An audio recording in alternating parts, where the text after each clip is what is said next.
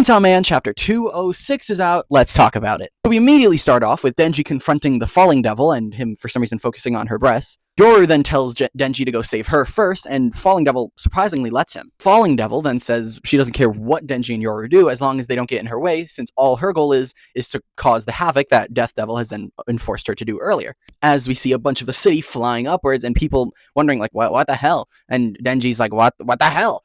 Denji goes to run after Falling Devil, as Yoru is warning him not to.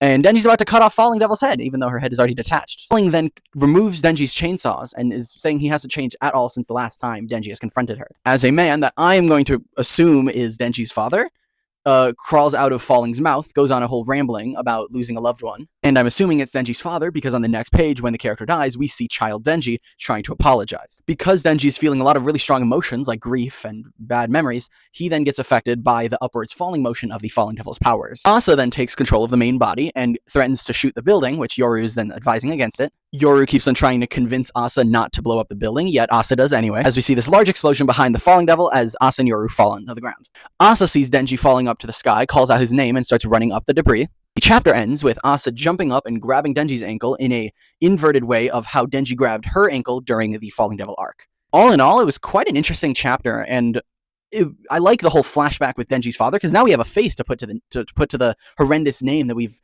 been hearing about since literally since the beginning. And I love this parallel at the end of Denji and Asa falling upwards, but being grabbed by the ankle in the reverse way it used to be previously. Also, there is a break next week.